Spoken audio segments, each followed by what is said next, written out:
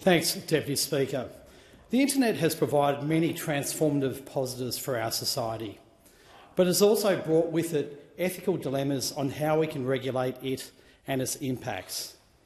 Indeed, Deputy Speaker, arguably the failure to do so in the early years of the web have left us at times trying to retrofit and play catch-up. So, Deputy Speaker, most people do not dispute that the internet should be free and open to all, so that all can explore ideas and communicate across distance and cultures. But at the same time, there are a few who would advocate that the internet should be a place of perfect freedom, a place where criminals should be free to exploit citizens. Most consider, as philosopher John Locke did, that there is a role for government in protecting the natural rights of citizens. In the case of the internet, in combating internet criminals and protecting vulnerable citizens from exploitation and undesirable online contacts and content. Deputy Speaker, we must ensure that the Parliament remains united in its mission to minimising the harm that comes from children accessing content online that is not appropriate for them. And Deputy Speaker, the Albanese government is committed to doing this and is particularly concerned with the negative impact that exposure to online pornography can have on children and young people. On the 31st of March 2023, the eSafety Commissioner delivered the roadmap for age verification to the government. The roadmap explores if and how age verification and other measures could be used to prevent and mitigate harm to children from online pornography.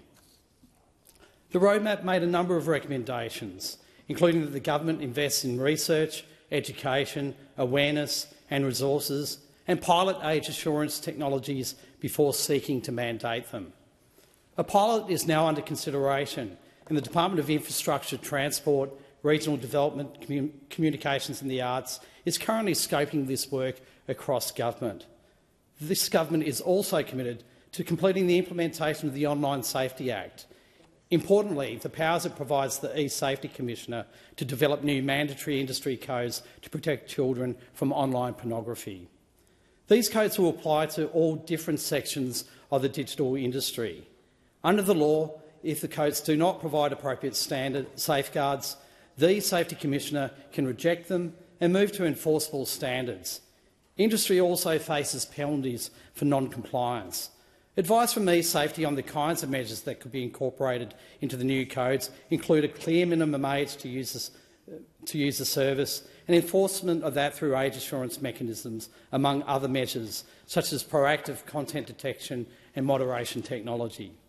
The roadmap calls out the importance of respectful relationships education and that the related topics of online safety, sexuality and consent are integral to addressing the harms associated with online pornography.